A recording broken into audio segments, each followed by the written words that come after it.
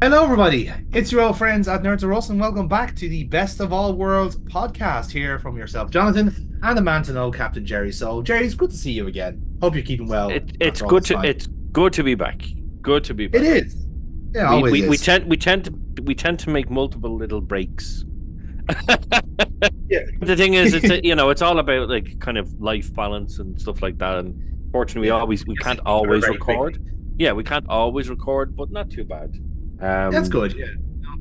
It gives us excuse to catch up like the two old men that we are.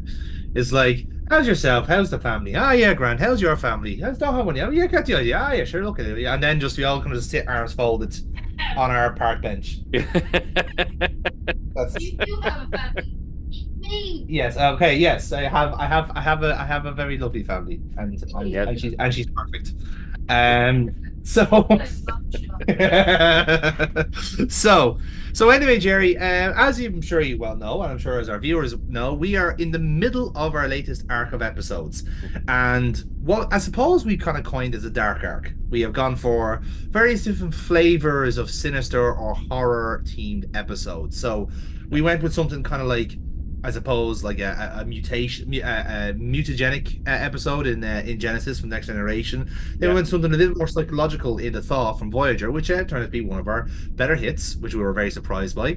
But then we're going for something that is definitely a one-off in Star Trek, and I suppose it kind of is a bit of a palate cleanser for all the very big episodes on the way. Mhm. Um, in this year's run of episodes, because again we also have another arc that's going to transition from this in a couple of episodes time. But we're talking about the episode Impulse tonight, Jerry, which is the best way to describe it is Star Trek's take on a zombie episode. Yes. It's the kind of best way to describe it. Yeah, is that definitely like a zombie horror? There's the free frights along the way, and Mm. it involves a race that you wouldn't necessarily associate with something like zombies or horror, And which yet is when you very strange. present it like that, yeah, but when you present it like that, it's like, oh fuck, they make great, but make great zombies actually. Yeah, because they're under no illusion. There's no control. It's just No, boom. Well, exactly. So not too many spoilers here now, but I could, if you unless you've watched it, you might be able to guess. But yeah, yeah, exactly. I mean, like yeah. So I think that the when I suppose the initial pitch would be that, like, if they were to do a zombie episode, your first presumption, if you like, would probably have been the Borg, mhm, because to a lesser trained eye, you would have thought they were very zombie-like, but of course they're not really zombies; they're machines. It's a yes, bit of a they're all a collective consciousness. Whereas the mhm, zombies are all just like a chaos unto themselves, essentially. So yeah, I think that's the way to look at it in a sense. So anyway, we're gonna get started into this episode. So I suppose, like, for the kind of wider context, because this is another one of the Enterprise episodes that we've done on this show, and we're like, as we have been with the other series, sometimes we obviously we go what we know in terms of Next Generation, Deep Space Nine, and so forth. But in the last few kind of episodes, we've been trying to get different flavors of Star Trek, and while we've been kind of trying to get, shall we say, Voyager up to speed in terms of good episodes we watched there, it's now Enterprise's turn to show it yeah, to strut its stuff. And Enterprise kind of, I suppose, toyed with what's now the very modern and what is now the kind of the more commonplace thing of a reoccurring storyline in Star Trek. mhm, And again, we should kind of remember, like, the only time this would have been happening would have been the Dominion War, and even then that was for quite experimental, and people maybe didn't really take to it at the time. But now with streaming and with the power of hindsight, we can appreciate now the level of detail and the storytelling that went into it. So obviously Enterprise kind of followed along those same lines. Voyager was kind of a mix where you did like mini arcs, as it were. Like, you had yeah, the Seska's arc, and you had like the holographic Doctor, and then of course the Pathfinder one with Barclay and stuff. So we all kind of worked into it that way. Whereas Enterprise started off with what's, I suppose, known as the Expanse arc, is the best way to describe it. yeah. When Earth is attacked by a mystery race, we think it's a Suliban. It's not a Suliban. It's not the Klingons. It's not the Romulans. It's someone else. And we pick up this episode basically in the middle of that arc. So Enterprise is looking a little bit worse for wear, and so are its crew. So, in case you're wondering why this is not the shiny and new Enterprise that you're used to seeing, this is why. Because well, they had a budget and they were going to use it up on makeup. Shock horror, because that's how TV works.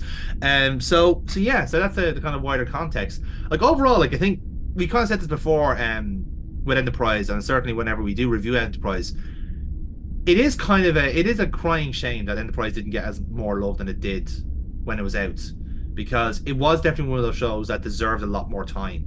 I think I think we were talking about Discovery before we jumped on, Jerry, and like that's obviously a show that's being cancelled at the moment, and seemingly so is Lower Decks. It looks like season 5 will be the end for both of those shows, and Enterprise didn't really get the same run that it kind of deserved in a sense. It needed another 1 or 2 seasons to really flesh out some storylines and some canon and stuff like that.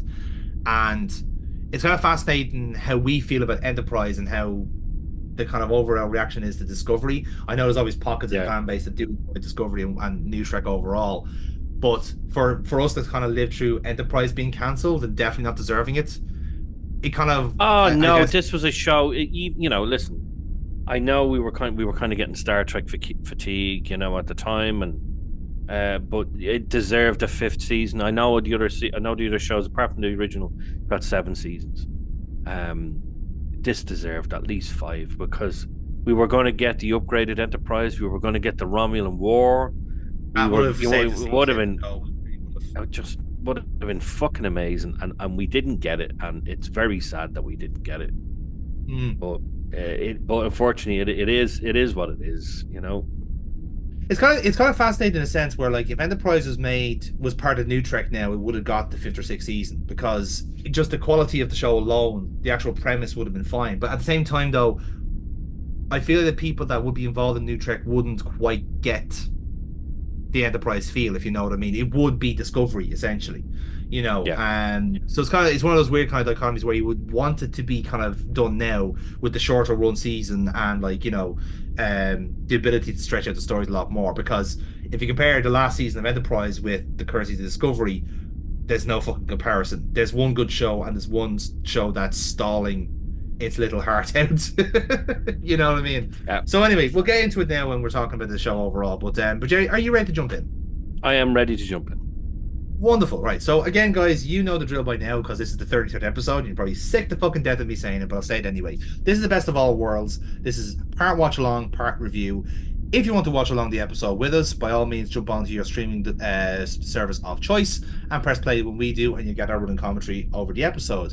If not, give us about 43 minutes, and then we'll jump into our trivia and our review of the episode after that. Because that is exactly it. You can just jump in for the review if you want to. We don't judge. We'll still happily take your service and your viewership. So, in that case, then, Jerry, let's get the show underway on 3, 2, 1, engage. Here we go. Hot start. Straight in. Fucking straight in, and I love it. No. As an old friend of mine used to say, jocks off, no messing. I mean, the strapping her down, Jesus, that's a like the hot. I think that's probably the shortest intro about. I've ever seen. Yeah, I think that's what he's talking about. Jocks off, no messing, strapping her down. It's like, oh, now, whoa, hold on now, hold on. That's a bit bad. I feel like I have to take a point away from, from cutting away from DePaul screaming her head off to "It's been a long road." Getting from there to here. You know what? I don't know why this intro gets so much hate. I don't hate it. I think it's fucking fantastic. Yeah, because it's different. It is different. It is close to what we would know as a. Do you know what it is? It's because it's like the show started off not as a Star Trek show in a sense. It was Enterprise. It was non-Star Trek. So it's smart. I can. At the same token, though, I can see why it's a meme. If you know what I mean. Like they take the piss out of it all the time now, but I don't know. I will say one thing about Enterprise is that I think graphic wise, it's really held the test of time. It It's has one of actually done those well. shows that doesn't necessarily need to be HD upgraded yet because it still looks fantastic even now. Like Yeah, there's very few 20, times. 24 years old now. Still looks great. Yeah, about that. Yeah.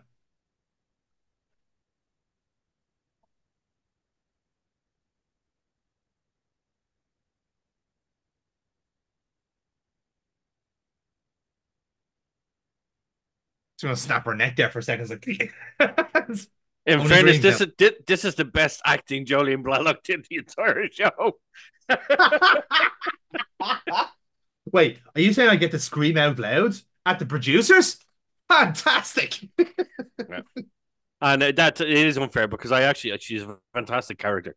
She really, really is. But she completely, I think, ever since Spock, she completely embodies a fucking Vulcan. Yeah, She's exactly. so Yeah. good, so Mm. emotionless, she's fantastic. Like, In fairness, like the shows normally have a very good track record on who they cast as Vulcans. mm, There's very few I could say kind of don't get it in a sense.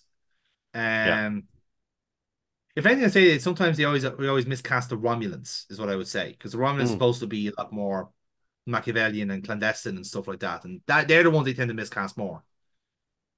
But of course, like it's grand when you have like the blueprint and Spock from the original series, and you don't yeah. really have an equivalent in the original series, bar like the commander from Bounty Terror, so Mark Leonard's character essentially. True, true, yeah. You But know, even then, he was very Vulcan. Like, he was, yeah, like he was yeah, kind of like a mixture between like basically playing like Caesar and a Vulcan. yeah. There's It's there's the arc in the fourth season of Enterprise where they go to Vulcan and they're looking mm, for the I can't remember what it's called, but they're looking for Surak. Remember, Surak yeah, was in the Archer's mind, and that's right, yeah. the head of the Vulcan High Council was very emotional. And I'm like, Jesus, like he's not playing this character very well. He's a fucking Mm. Romulan all along. I'm like, oh wow, that's actually brilliant. Yeah, Yeah. It's like you think the other Vulcans would have noticed that. It's like I'm sensing anxiety. That's a bit unusual. yeah. I definitely think of all the Vulcans in Enterprise, Jolene Blalock to Paul got it right more than anyone else. Yeah, I think so, yeah. I think it's also because they did make a tactical decision to make the Vulcans a bit more amoral in this, Mm. where like, as they're presented in the show, they are kind of the conservatives in the Yeah. situation where like they say no, don't do it, no, no. It in this show, they're arseholes. They are ourselves. Like Yeah. absolute arseholes in this show, which I just Mm. find hilarious because they're so nice in every other show. But in this, they're total dicks. They've relaxed quite a bit in that time, to be fair. They got all Zen again, but Like at the end of the day, like they've always been emotionless. But in this, mm, they had a pure hatred for the Andorians. And you're like, they this had is yeah, something we've never seen before. We always thought mm. that everyone was one big happy family, and they fucking weren't. They hated each other. I'm like, wow, Well, I suppose this is I suppose it is amazing. a question. Like it's like they're bound to have conflicts with races. Like how did that Mm. conflict look? Like obviously they're emotionless and whatever else is, but they can still be devious. Like you can still Yeah. have plots and stuff like that, you know? Yeah, but it's mad. Even look at the Vulcan technology of Enterprise era, and it Mm. still would hold up to the test of time in the 24th century Yeah, or yeah, 25th absolutely. century at this point. Their ships, some of their ships were fucking huge as well, Mm. like absolutely And enormous, even at least three times the size of Enterprise. You're like, fucking hell. I was about to say, like even some of the ships you see in the next generation, they are at that stage 100 and 200 years old, and they are still fine. Like they're Yeah, built to last. Like they're the galaxy's equivalent of a Honda Civic. They're just built to last, totally reliable. yeah. Emotionless. The one thing I'll say is we've never really touched on this. Is it Malcolm? Yeah, Malcolm's the Yeah, English guy. Yeah, I yeah. met him in Birmingham at Star Trek Destination a couple of years ago. And when I say he is top notch, I'm not joking when I say that. He is such a fun guy. He was in the Mm. hotel I was staying in. Everyone kind of congregated there. He came down. He said, "Right, let's all have a drink." And literally, people just sitting down having drinks with him. I got to spend a few minutes with him. I was like, "This is actually brilliant." Yeah. He is top notch. And have you ever heard the Shuttle The Pod Shuttle Pod show. one. Yeah, I They've listened to it quite a bit. well, obviously they finished it, but they have a new one now. It's called Oh, the so have I heard. Decon. It's called the Decon Chamber now. Please tell me it's got the awful blue lighting and Well, obviously it's for both of their names, Connor yeah, Trenier yeah, and himself. But yeah. it's fantastically done. So I can't wait for that to come out. But they've had some really really good shows. They're They really have really had good. fantastic shows. Yeah. I'd love to get them for a Comic Con in Ireland. It'd be fantastic. But To be we've fair, been they'd be great talking for for adults. yeah, exactly. We've been talking for a long time now, so we should watch the show. Okay, the plot's only kicking in like a 2 minutes time. It's fine. We there's been no screaming Vulcans yet, so I think we're good. Again, I love they're still shitting themselves over the transporters. Yeah.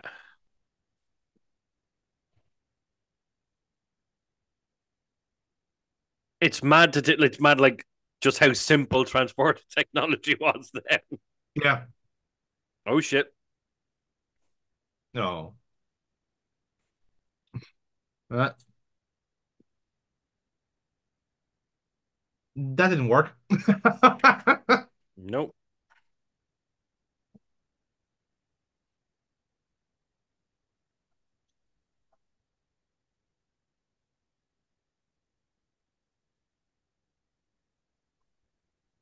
Nope. I think it's better than having rocks everywhere. Mhm. Do you think that O'Brien has a descendant on the Enterprise and he just sees that and goes, ah, for fuck's sake? Yeah. No, definitely not for fuck's sake. He just says, "Ah, Jesus, Jesus. Jesus."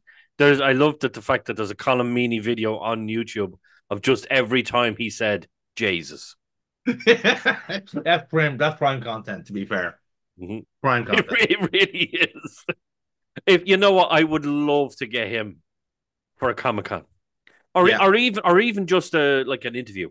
I'd love to interview him Yeah. Yeah. He because is that because perfect we concept. Yeah.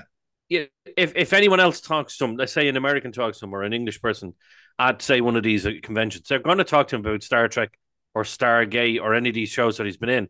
Whereas as an Irish person talking to him, you have so much more to talk about. So come here, the snapper, right? So there'd be all people cosplaying as as Bimbo and Bimbo's burgers or throwing right now. Borges snip snip. Oh dear. It's funny like I think I think only recently some people have actually seen Colin Meaney in those movies, and it just doesn't compute the Star Trek fans seeing him like that. It just Not at doesn't all. click. Not at all. But I then, of think course even they're all I really Irish movies as well, so yeah it's hard to even compete generally, you know. yeah. He did a fantastic movie there a couple of years ago, and he played Martin McGuinness. Oh And you yes. know what? It was actually really good. Mm, I did very easy. because I didn't know the story behind it. So Yeah, when yeah. you watch it, you're like, this actually happened? What the fuck? Mm, So good. So good.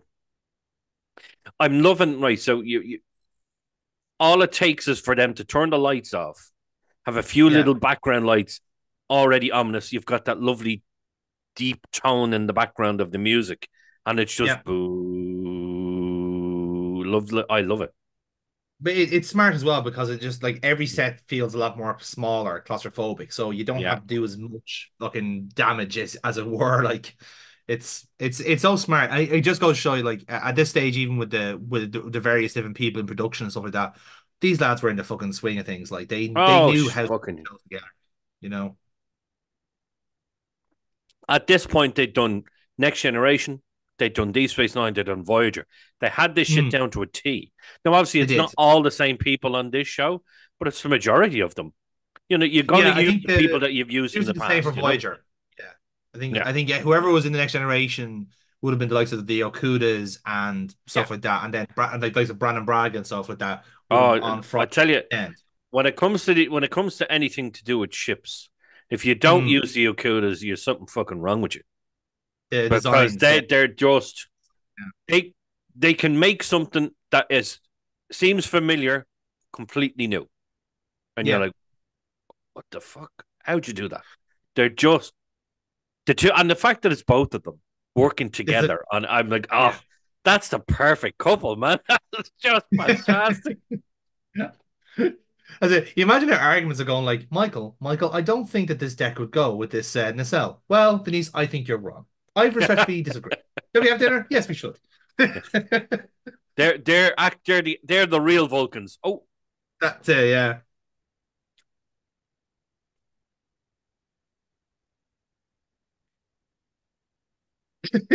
Meh.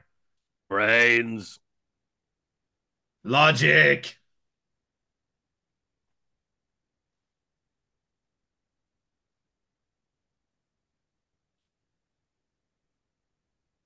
Love it. It's so daft when you think about it. It's such a daft premise, but this Oh, is of this is a fun course. little like this is literally a palate cleanser from all the misery of the last few episodes. Yeah.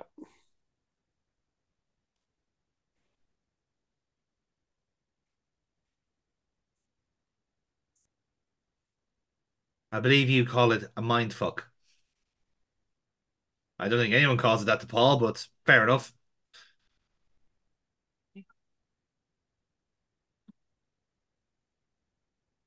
But the fact that they're shambling around the place, it's just so Yeah. obvious. Like, some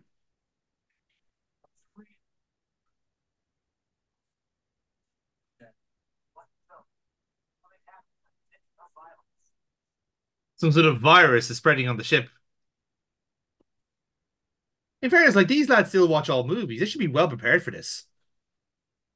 Yeah. I'm sure they've had at least one fucking John Carpenter night, you know?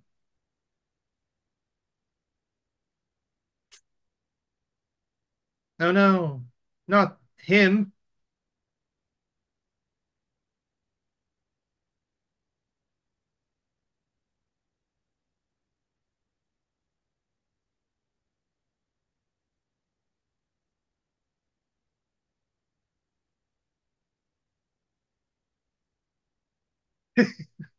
Meh, meh.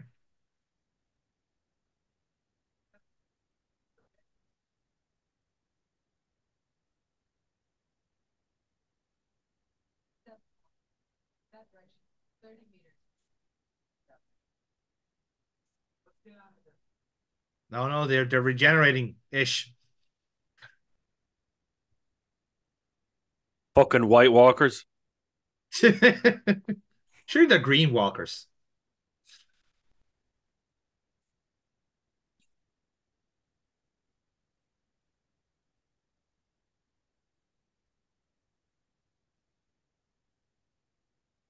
Mer, mer, mer.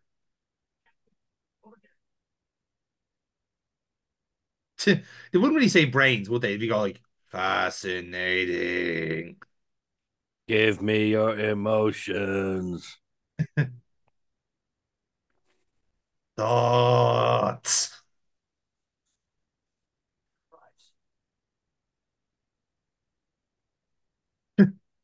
Blink, even.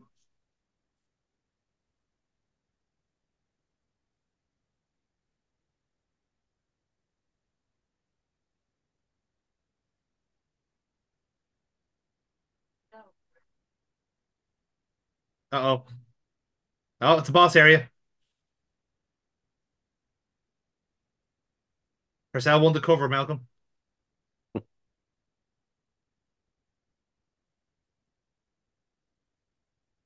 You know for a fact that Scott Bakula was loving this. Like he loves being the action hero. Oh, fucking sure. Like we're currently on an NCIS buzz at the minute, and every now and then he pops in Oh, for a crossover episode, and he's he having has the his fucking own time. show, doesn't he? Yeah, New Orleans, NCIS New Yeah. Orleans. Yeah, and I think is he now? I can't remember if he's on NCIS Hawaii now or not. I can't remember, but he had his own. He was leading the in New Orleans anyway for for a good while. I think it's terribly sad that we didn't get even a part movie with Archer or something, very, very sad. Yeah, look, do you know what? There's still always time. You know, there's still time. But like I said, like NCIS is a full-time job, so you have to wait until Yeah. that stuff is done. You know, and That then whatever that and the else. fact that they're not getting any younger. There's also that as well. Although, again, they're also in the ideal range for a Star Trek Archer. If you want to do a project like that, especially considering it in like the likes of Betty Cannon and so forth, Mm. there's always stories that saying like the likes of Tucker and Archer himself could potentially been displaced in time. Yeah. I think there's one story that says Archer died on the launch of the Enterprise A, or rather Kirk's Enterprise, or rather April's Enterprise, if you prefer. Whereas there's another story where like he actually was displaced in time, and he's obviously a future guy, which we believe would have been the planet descent. Mm. Dare I say, she's looking a bit stressed. All you need to do to get to Paul to look stressed is to put a bit of sweat on her face. Just a little bit of that. That's it. She's terrible for a Vulcan. She has a terrible poker face. Mm-hmm.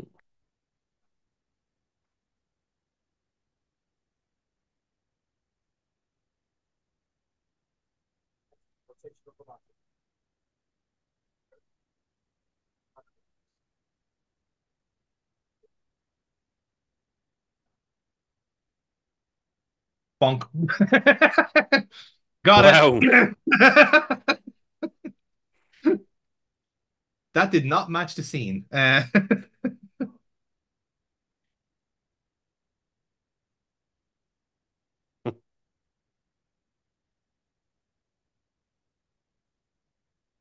We go, man, son. Yeah.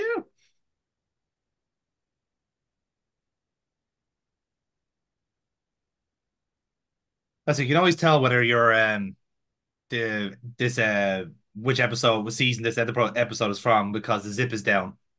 Captain is stressed. And the hair. That's it. He's no time to look after himself. No.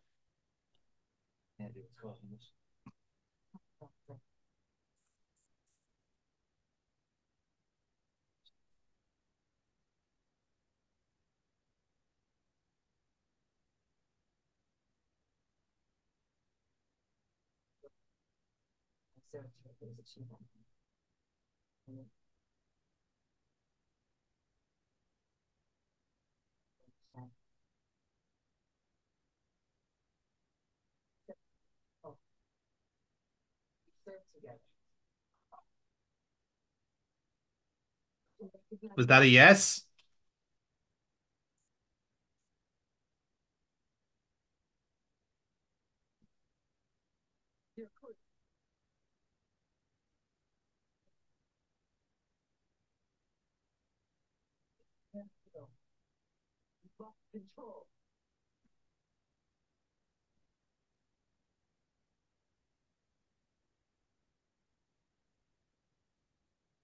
Oh dear.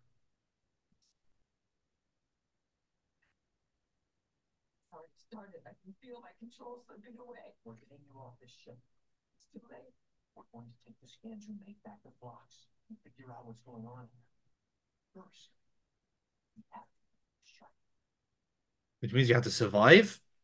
That's great. That's another boss.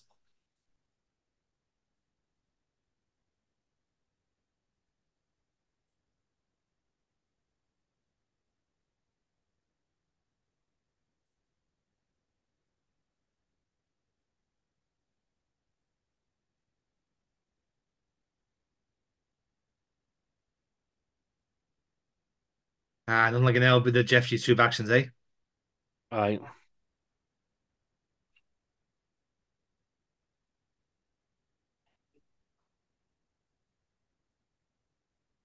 Silence, random trooper.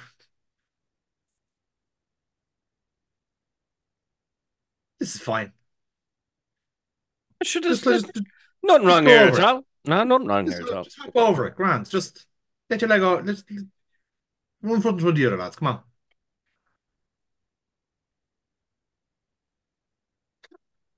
Hawkins really is such a red shirt name, isn't it? It really, really is. It's One like, thing I'll say about having the Makos on board, I love having the Makos on board because it was something different, and something yeah, we'd never seen felt before. It was the closest thing to having a bunch of Klingons serve aboard the ship without having Klingons serve aboard the ship. It was Yeah, fantastic. like in fairness, like they kind of well established that this isn't the full Starfleet experience yet. You know, they're working towards it, but obviously they're in a wartime situation here, so they need Marines. You know, Yeah. because like even the people they have on the ship right now are not going to be the perfect combat, Mm. uh, you know, uh, veterans you need. Like you know. Yeah. And I loved their weapons were fantastic. Yeah, the rifles look cool, and again they are very true to like they're very realistic in a sense where like you can expect that this is the like the Marines of our time would look like this now. Like it's not that big a jump.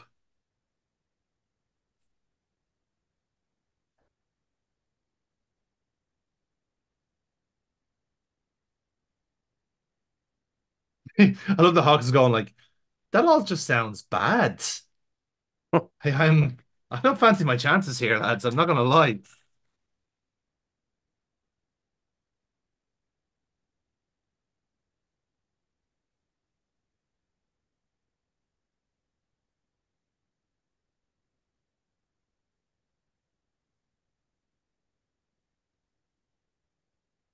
Oh, Ah, yeah, Josie bollocks you. come on, lads, it's a quick time event. Press X. That's it.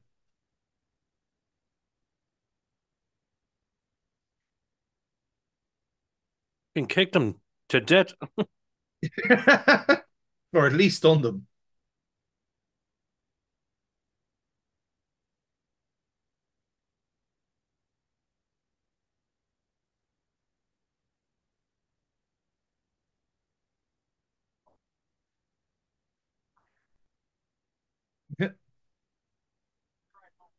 Yeah, look, there's all nice blue dust there. It's nice and science fictiony. Hmm.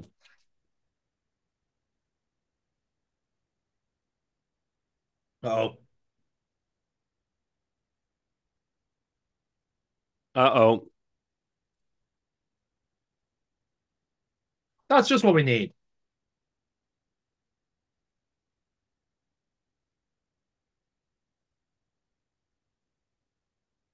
Uh-oh. Oh shit, son.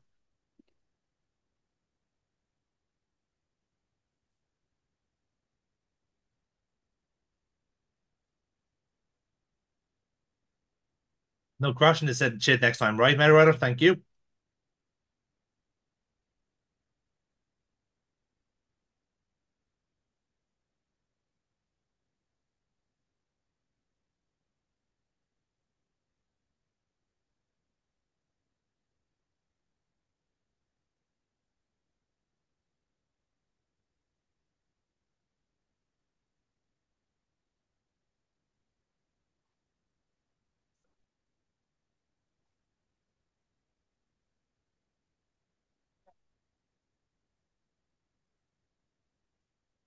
Careful now.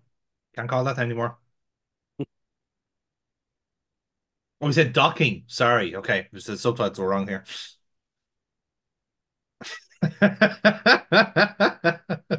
You're fucking dirt. How dare you disapprove? You were thinking the exact same thing.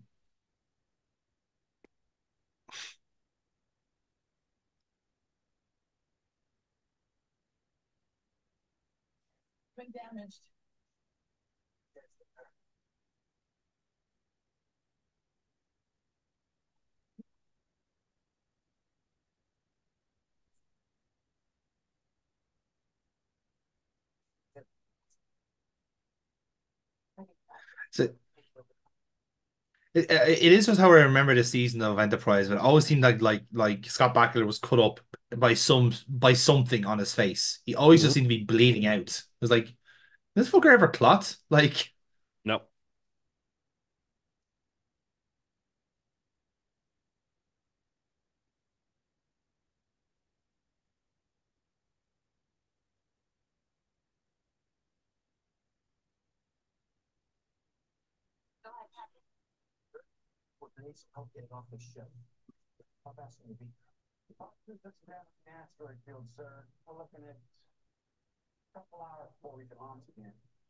Yeah, those dents aren't gonna fucking buff out.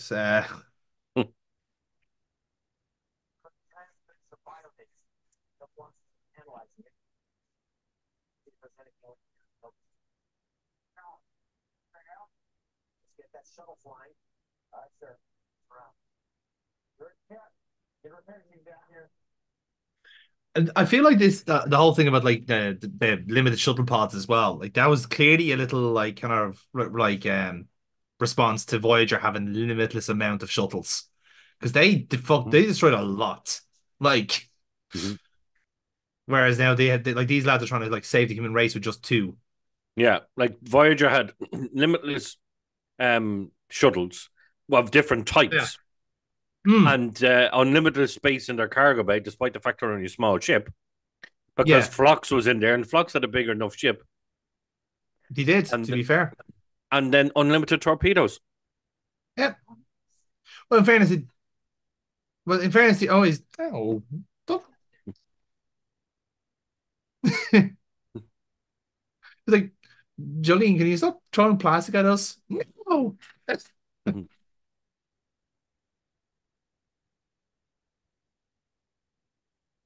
What was that about paranoid and violent tendencies?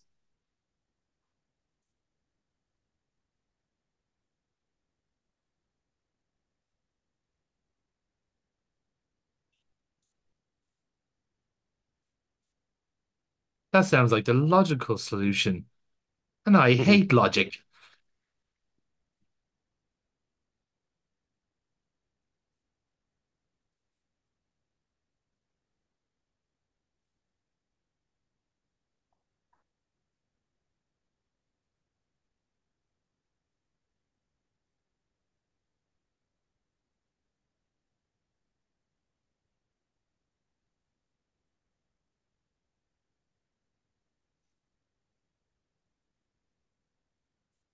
Wrong. I never trusted Vulcans. Past tense. I got better.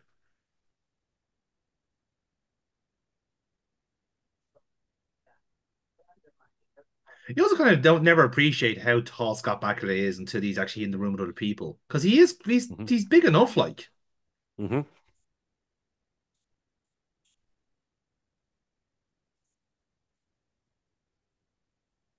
He's a proper looking captain.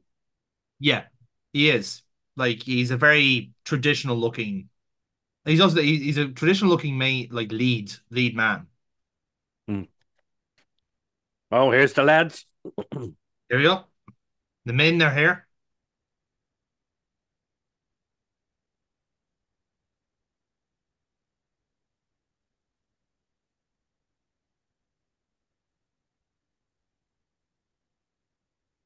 because you're fucking shit.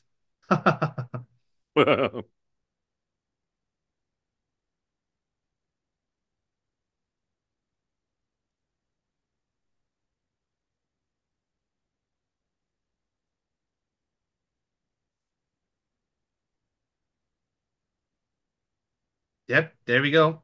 Right on cue. It's like plastic.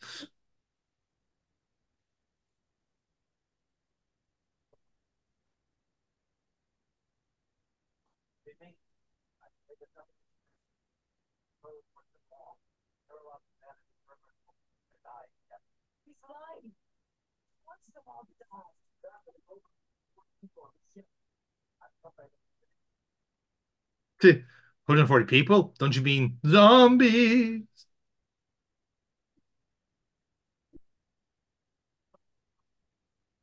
They can do that. Jesus. The zombies are the plan. They really are Vulcans. Yeah, look at that. All part of their master plan.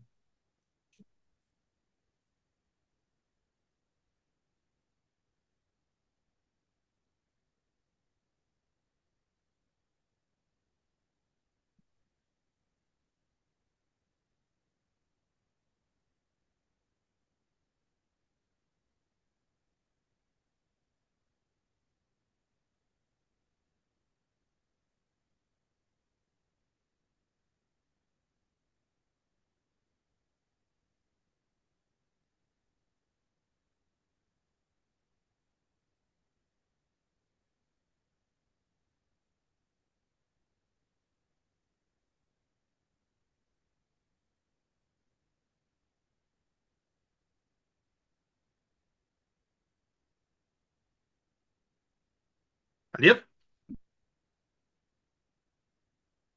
It is a very tense episode. Yeah.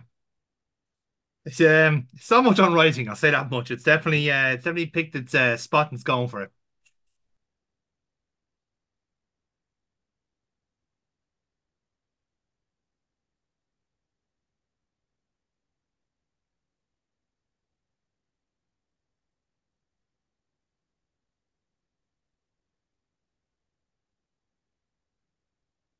And now some explosions.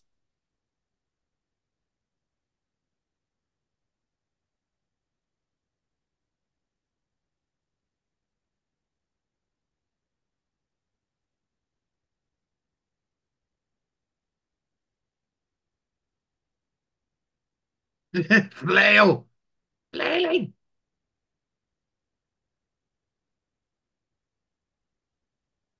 It's like, okay.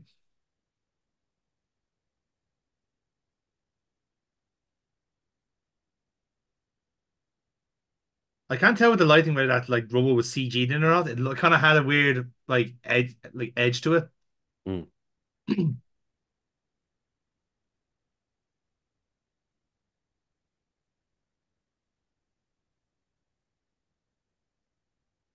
Nah, that's a that that wasn't your cue, lads. Okay. Sorry, I just heard jump.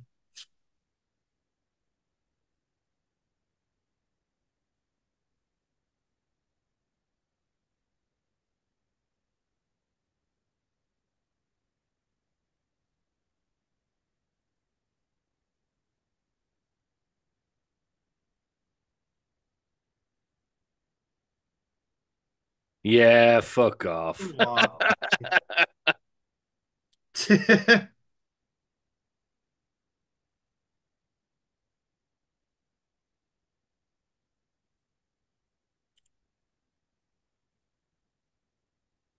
Problem solved. Right. Oh. You look. Fuck So now he this. has to walk over carrying her. Will you ever fuck Yeah. off?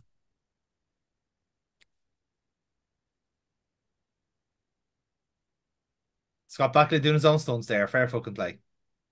That's a real hole, by the way. That actually just goes straight into space. They actually recreated that property.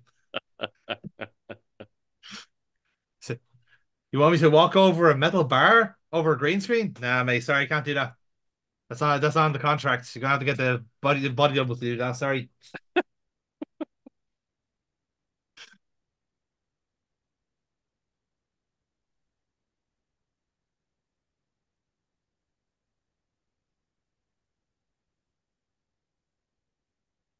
It's okay. I've watched many days later. I know how to work this shit.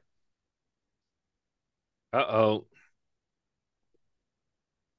Sarah Hawkins, it's your time.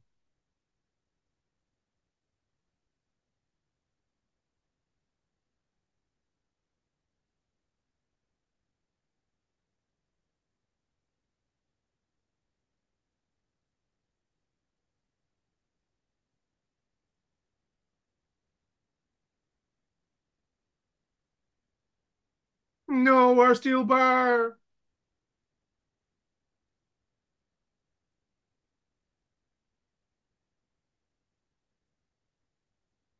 Whee!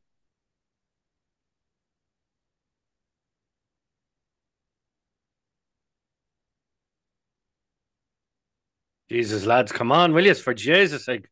Getting close, lads. Come on.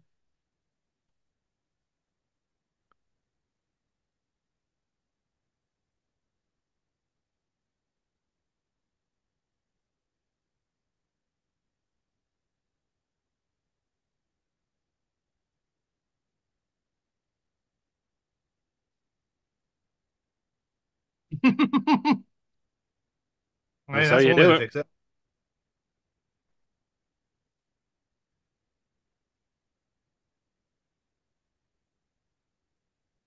Escape. Just you just love that old Starfleet timing, don't you? Good hell, plot armor. Mm-hmm.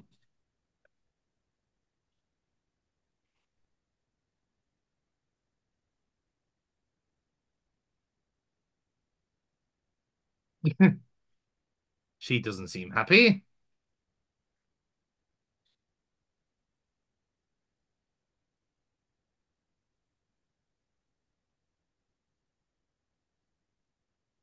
It will do.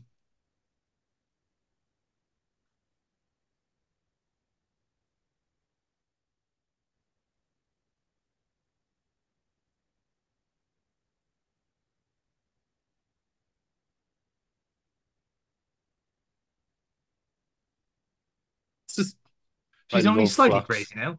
I love Flux. Mm, perfect doctor for this crew. Yeah. He's a good balance of being he balances serious and goofball extremely well. Hmm. Like, and in fairness, most of the doctors in the show do. Like, I'm thinking Bashir and Doctor, the holographic doctor and stuff.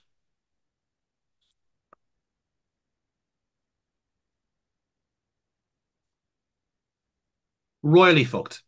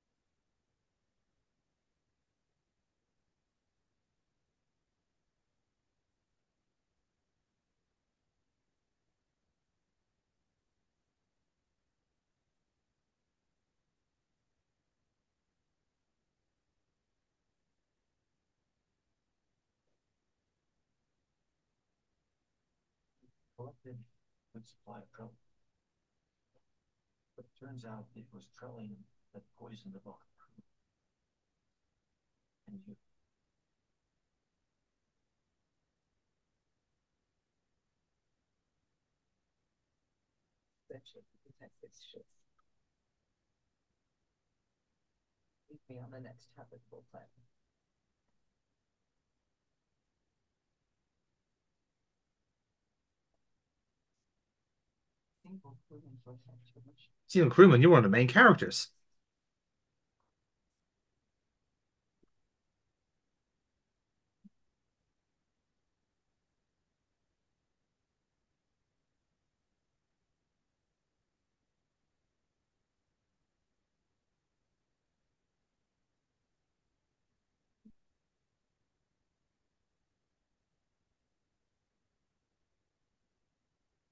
Amazing that he says that, Yeah, it is, but isn't it? yet you then see what actually happens to him, and you're Mm. like, eh?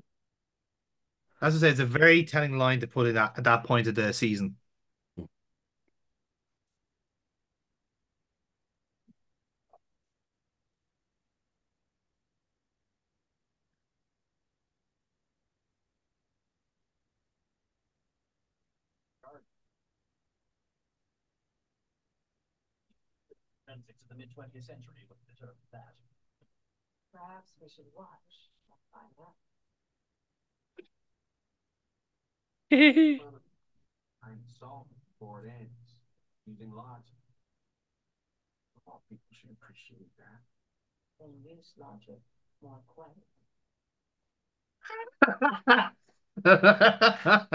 Boom.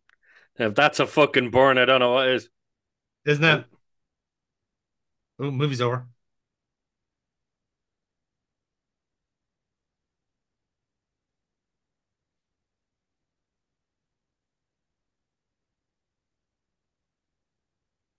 Oh.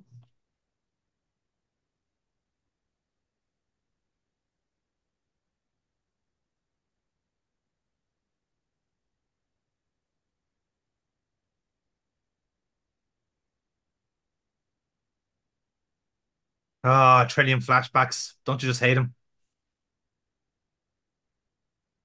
Random people. Fisheye lenses. Save me, Sam Raimi.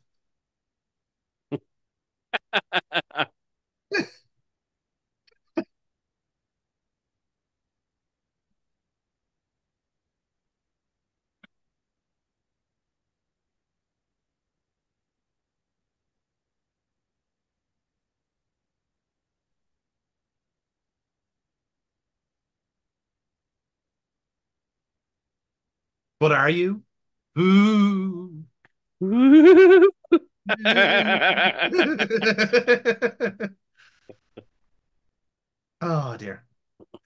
No, let's everyone calm down with a nice little bit of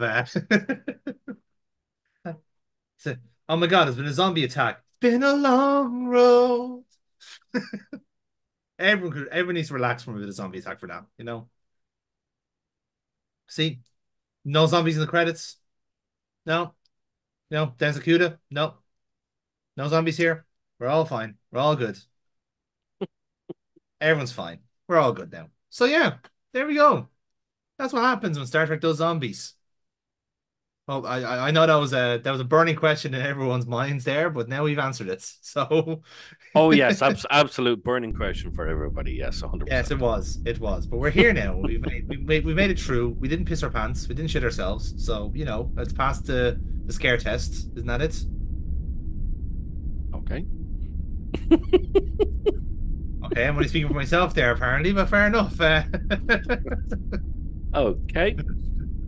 Yeah, that's great. All right then, let's move on. So, we don't really have much to say in terms of trivia for this episode, because we've done Vulcan ships before. So the Saleya is. I suppose you want to talk about the Saleya. I suppose it's I don't quite think we know the class of that type of ship, but like Vulcan ships are very kind of similar in that sense. I think this is one that we see quite often in the in Enterprise. Let me try and retrieve what class of ship this would be, but yeah, I suppose the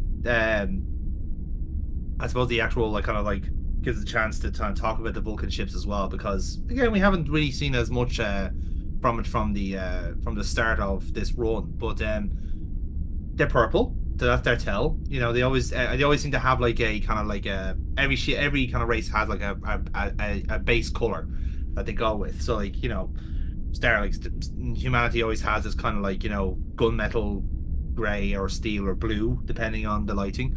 Then you have you know, the Klingons have their green, Romulans have a different green, you know. Yeah. So yeah, I suppose okay, here we go. Finally, I've stalled for time long enough to tell you what the Saleya is. So it is it's obviously a cruiser. It's actually a combat cruiser. It's would be an equivalent to I suppose a warship in a sense, but it is a what's called a Dakir type, D Yeah. apostrophe KYR. So we do actually see it quite a bit in Enterprise mostly, but I think we do see perhaps a little bit in the Next Generation. I'm not too sure. But yeah, mostly in I think it's all in Enterprise actually. I'll correct myself there. So Yeah, no, none of the Vulcan ships from Enterprise ever appeared in Next Gen. yeah, but they always seem to be kind of it's always the same kind of variations. The kind of the actual the those seem to have a kind of like a circular part of the ship, and then the ship kind of almost like cuts through it almost. And I could be wrong here, but I think the actual circular bit are the actual engines. It's the impulse Yes. engines, I think. They're And obviously the warp engines. warp engines, yeah, which makes sense. And yeah, so then there's all various different types of ships from that point on. So,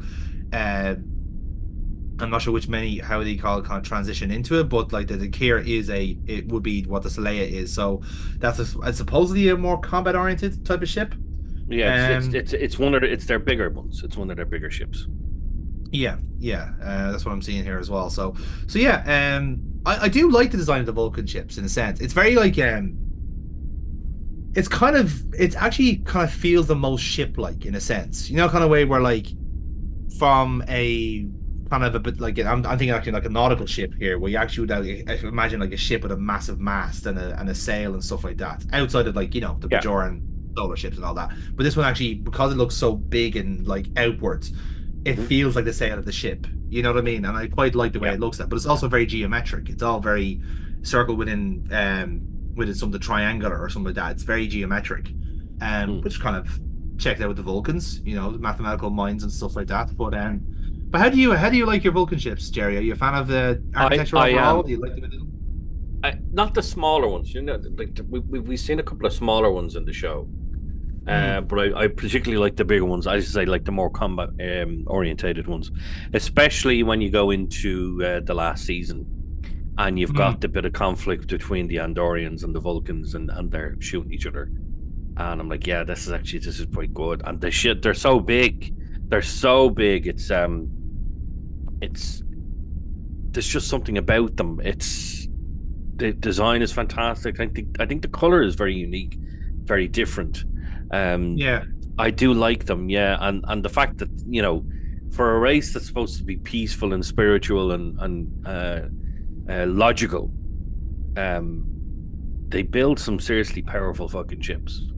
Yeah, they do. You know, You can definitely see how because the I suppose like the best another equivalent of these type of ships would be the Romulan warships, the huge gargantuan ones. I think the name of Deridex, I think it is. hmm The Romulans, yeah.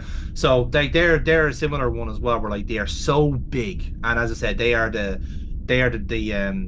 massive battleships. They're the dreadnoughts in a sense, hmm and even then, for a ship that big, it's only 147 people on it. Like, it's not that many people on those type of ships. But I suppose, like, in a weird way, the shape doesn't really kind of like conduce to like having many people on board. At least with yeah, Starfleet ships, they have a saucer to house the people in, and yeah. then all the toys are underneath.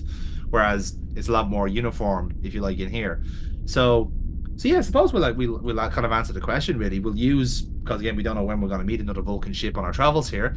Let's talk about shipyards. So, where would you put the Saleya, or otherwise known as the Kier type, on our list? So, as a general reminder, because it's been a while since we've done them, we have our Mhm. five classes: Admiral, Captain, Commander, Lieutenant, and Ensign. So, an example of Admiral ship would be the Enterprise D or Defiant, Klingon Bird of Prey, and then we got stuff like the NX-01 and the Miranda floating around the Captain, and Commander would be the likes of your Frankie Marauder or the Delta Flyer.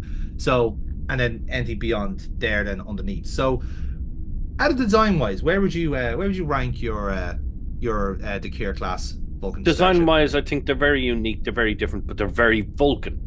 You Hmm. you you would definitely associate him with being Vulcan. I don't think I'd go as high as a captain or an admiral. Certainly not. But I'd go commander. I think the Vulcan ship designs were unique. They were different. There was something. They were nice. It was definitely good to see different ship designs. Um, I know this is set about 200 years before the likes of Next Generation and all, but it's Yeah. still set in our distant future. Our distant future. So Hmm. it still needed to look futuristic and different, and it certainly was that. Um, Yeah, I'd agree with you on that. Yeah, definitely. yeah, I, Uh, I I like it. Yeah, I like it. Yeah, exactly. As I say, and in a way where you can also see how the Romulan and Vulcan designs cross over, because you have that kind of almost like crooked part of the ship, like the Kier class. The front of it looks very similar to the the Deredex class, Yeah, and then you see that like okay, what they did differently was they have like an inner part of the ship where obviously the engines are and so forth, whereas the Vulcans have it outside, you know. So it's fascinating to see what difference is between the two of them. So yeah, that's quite interesting. So yeah, we're gonna put that in our commander class. So that will join the company of the likes of the Stargazer, as I mentioned, the Frankie Marauder and Delta Flyer, the original Enterprise, Kirk's Enterprise, if you like, Deep Space Nine, the Cerritos, and the Enterprise C, or the Ambassador, if you prefer. So that's where it ranks at the moment. One of our busier I'm categories on this category. I'm just checking a couple of things here. And I've just kind of brought up a kind of schematic with different ships and ship sizes and whatnot. In terms of length, it's comparable. So the Kira is comparable to a Galaxy class. That's how Yeah. big. That's how big it is. I'm like, okay, I didn't think it was that big. Mm. It's a Galaxy class is bigger than a Vorcha, Yeah. and the Kira is actually bigger than the Vorcha. Okay. And I'm So like, well, that's our point of reference. in Yeah. terms of length, anyway, that it is actually quite big. I'm actually quite surprised by that. Other ships on it are, you've got the Galore class of the Cardassians, you've got the Ferengi Marauder, Mm. and you've actually got the Negvar from the Klingon Negvar, and the Klingon Negvar is slightly bigger, but only Okay. slightly. So I'm like, wow, it's actually for a ship that's set like, it's supposed to be from 200 years before the Mm. next generation. It's quite big, fast, and powerful. So like, wow, just amazing what the Vulcans were actually able to do. And yeah, so that's always a point of reference then, where like, as I said, like the Enterprise, the NX-01 is the best that they could is the best ship they can make at that point. Could they Mhm. make bigger? Probably, but they wouldn't be able to make it nowhere near as nimble. That one is for J.J. Abrams to decide to make a ship 10 times the size because fuck everyone else. Yeah. So yeah, let that be a lesson to you kids. Don't fuck with the canon. But even then, like, well, as I said, like, that is the level of progress that the Vulcans had at that point, which kind of always makes it interesting. Then, like they don't really crack on afterwards. They kind of get No. very stable or steady with what they have, or Mhm. maybe they just kind of recognize that they are just another piece in a much bigger galaxy. Then again, we don't know. Maybe empires collapse and fall in that time, and as you see, attitudes change to humans certainly in that time. But yeah, it's always kind of interesting to see the actual the advantage you have over even least the humans at this stage. So it's always quite interesting as a reference. But yeah, there we go. As for our special guest, we only have one to speak of in this one, and that is Sean McGowan, who is the actor behind Hawkins, the red Mm. shirt who didn't die, which I think is genuinely like worth some level of award. Yes. Um, but yeah, so like obviously he's one of the various Makos that appear in the show. Some familiar faces, some aren't, and I think this guy he kind of does make a couple of appearances as Corporal Hawkins. But if you don't know him otherwise, and this is quite interesting because I didn't know this until I actually checked, um, you may otherwise know him as Stefan Bukowski from L.A. Noire. He was the face and voice actor of Bukowski Oh. in the game. So there you go. Because obviously, if you haven't played Alien War, there it's kind of well known for having the actual very on the point like facial motion capture. Mhm. So anyone who basically played in that game was also the voice actor and face actor essentially for their characters. So I can't remember the guy's name, but the main villain in the game is the fucker from the third Lord of the Rings movie.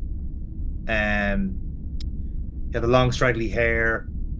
Oh, what's his Denethor? name? Yeah, I think so. I know the guy I'm thinking of. He was in Yeah, I know you. fucking I know you're talking about, but I don't know his yeah, actual name. the fucking Egypt who tried to bury your man, you bury like tried to fucking bury his son when he was still alive. He wouldn't believe he wasn't dead. That fucker. You mean he wanted to burn him alive? That burn light, that's what it was. Yeah, Mm. I know. Like a Viking burial is what I was thinking of. But yeah, so so he's the main villain. That and again, it's the same face. It's just like but like playing different character, obviously. Mm. But yeah, in other words, in other works, Sean McGowan, he would have been in where else would you be known from? He makes an appearance in The Mentalist, in Castle, in NCS Los Angeles. He appears in CSI. Going further back now to likes of Bones at 24. He was John Carruth in 24. And then he was also in Jag as well. Around the same time, he was in Enterprise. And then I think one of his first gigs was actually in ER. So there you go. Relatively short run. He only started in 2000. And he has currently been in the most recent work was Switched at Birth, which is a show that's been running since 2013. But he hasn't appeared in anything since. So that's our only other guest star, because everyone else in the show played Vulcan zombies, so they weren't credited. So that's our cutoff for when it comes to talking about celebrities, because fuck me, we'd be here all night if we were talking about all the zombie extras in this show. So with that being said, that moves us on enough to the review of the episode. So, um, as we always do, we jump in and we basically analyze every aspect of the episode from the plot to the conclusions and everything in between. With us, I suppose, having kind of little specialties in between, if you like. So, as we always do, we'll start off with the plot. So, I'm not going to be a dick here, and I really want to qualify this. But this, out of all the episodes we've seen, and it is probably because we've kind of like we're not going through every single episode of Star Trek, so we're not seeing a lot of the stinkers and the ones with really bad premises. Maybe we should do Mhm. like a bad episode arc just for balance. I don't know, but um, I'd say by far this is the daftest premise we've had. As a plot, this is the daftest, and inherently the dumbest one as well. It is literally, it's a bit of a palate cleanser. It's a bit of a kind of it's a half filler, in a weird way, where like obviously they had the Trellium was like they need like resources and stuff like that because they're in the expanse and they're trying to survive. But the actual like the A story is a bit of filler. It's a bit of a distraction from everything else. It is essentially a case of like we would like as a show we would like to do a zombie episode. So this is a good time to do one, and it's fine. It's perfectly good, but it's just it doesn't fit for me with Star Trek in a sense. So as a plot, I think it's one of the weakest sells we've had so far. But that's also because we've been very, very particular with all the episodes we've watched so far. We are basically taking the cream off the top here for each of these episodes. So now we've actually come to an episode now that's had a fairly weak premise, but now obviously we're going to get points in terms of its execution later on. Yeah. So in terms of scoring it, I'm kind of teetering between 4 to 5. What would you think, Jerry? I wouldn't go as low as a 4, but I'll go a 5 on it. It's certainly a weaker episode. That's not to say it's a bad episode, but it's not a bad episode. That's what I want to qualify. In terms of the plot, it is very weak. But it's not a bad episode. But it essentially, this is more about consequences, and obviously that's one of our categories, so we won't talk about that till later. But it is more about the consequences of this episode than it is actually about the episode itself. Because what happens is it sets up. It's this episode is specifically setting up to Paul for something else. And that's essentially what it is. So it's not even really about the episode. It's more about what happens after this episode because of the consequences of this episode. So yes, I would agree. I wouldn't go 4. I tend to try and stay away from 4s. I tend to try and go as low as 5 and leave it at that because I don't want to be too mean. So I'll go with a 5 on it anyway.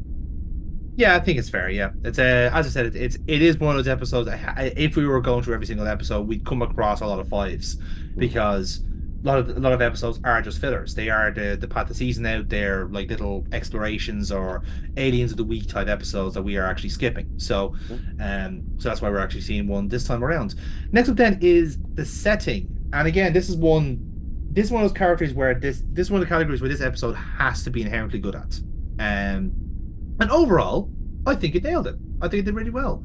I don't think it was perfect in any stretch of imagination, but I think it was really good overall. What do you think, Jerry?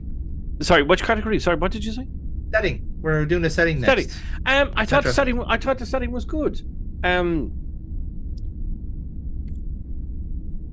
Do I have much to say about it? No. That's the thing. It's like everything's done really competently and really remarkably well. It's all very well done. Nothing stands out though, is the problem. Even when you look at the actual Vulcan, the inside of the Vulcan ship, you're like, it's good. Yeah. As you said, nothing was. I'm looking at other categories, going, okay, well, it's good in these categories, but in this particular one, and then like this, it's a bit, Again, competent but not remarkable. Exactly, yeah. And I wouldn't score it too low. I'd say it's competent. So like maybe a 6. I think 6. Yeah, I think that's fair. I was probably going to stretch to a 7 maybe because, like I said, I think they got all the lighting was done well, and the actual corridors, a lot of corridors reused for obvious reasons because again, it's the same as any other kind of ship in a sense. They just like turn the camera around and do the same thing, so I'm not going to hold that against them in a sense. They did overuse sparks a little bit, but I think I might mark it down in the effects more so. But certainly, they had a few specific sets they want to do, like the command center and the kind of sick bay set up there for a bit of plots. And then that's about it really. And then everything else is on the Enterprise, which we're used to seeing at this stage. So I think 6 is an adequate score. Next up then is the writing, which is another episode that's very light on, I'll be honest. But I do think that last little scene there at the end does earn itself a point or two. Because I'll be honest with you, like I wasn't really factoring in the actual plot spackle over the episode. Yes, the Trellium is an important part going into the episode, and it's the kind of thread that brings it doesn't really follow into the A storyline that much. because the A storyline is the zombie attack, essentially. That's all that Yeah. is. So the B story is what's actually carrying the writing, the plot, if you like. And that's what Trip and Mayweather are doing. They're trying basically mining Trellium, and they're trying to find as much as they can. And then of course, just by fucking unfortunate coincidence, they realize that the Trellium is actually poisoning the Vulcans. So that fucking ruins the plans, doesn't it? Which we will discuss later on. Yeah. So certainly, like that's the little thread around this episode, but that is literally all the plot. Like that's how thin the plot is in this episode. It is deliberately thin so they can have bit of an action power with zombie Vulcans, and then the little bit at the end. Really enjoyed that. That little good line that every episode tends to have, especially in Enterprise. They do have very good little threads to pull on there. So I think for me that qualifies as a 6 again, because overall the writing was just like enough for the episode to continue on. But that little bit at the end there was good writing. It was a good little off there to throw in. I would agree with you there. I think I'll go with 6 as well. Just as you say, it's very filler. Nothing bad, nothing overtly good, except for that last little bit. And you're like, okay, why couldn't the whole episode be like that? You're like, well, exactly. Could you not have stretched just a little bit more? But no, they couldn't. But no, it is what it is. But it's certainly not a bad thing, not bad writing or anything like that. So yeah, I'll go the same. I'll go a 6. 6 it is then. And then move on to acting. And Jerry, this is your wheelhouse. So fair to say this was a one-woman show on this one, wasn't it? It was certainly a one-woman show, but you can't, I'm not going to discount Scott Bakula in it, even though it was light on him. His scenes with Jolene Blalock were fantastic, but of course they were centralized around her. For somebody who has played a Vulcan, at this point she'd played a Vulcan for 3 years. In terms of being emotional and whatnot, there was only a handful of episodes where she did become that, when she had the mind meld and stuff like that. Yeah. This was the first time you would really see her go really, really out of the Vulcan comfort zone. And Jesus Christ, this was good. Like this was good. She blew us away with her performance of this one. From the stuff in the kind of the medical room to the stuff on the bridge. Yeah, this was the acting chops really, really came out here. So no, she did a fantastic job. Everyone else did just, Malcolm and Trip and standard affair. It's just standard Enterprise episode for them. They didn't really need to do much, didn't really need to, as I go outside their comfort zone. Jolene Blalock's performance in this was fantastic. Don't think I'd go with 10, but I'd certainly go an 8 to a 9. I was thinking 8 myself. I think really Blaylock kind of carries the episode for me. Obviously, Bakula is a very good foil for her in this episode. Oh, absolutely. I think everyone else was quite bland, really. But I think then again, like as you said, this is a standard affair, and it's not their episode in a sense. There's gonna be episodes where Malcolm like acts its socks off, and same with Trip, and same with Mayweather and stuff like that. And again, the Mako was a Mako. He was just he's there to kind of carry dialogue around. Really, he's someone for T'Pol to talk to in that moment. Really, he doesn't really contribute anything else to the show, unfortunately.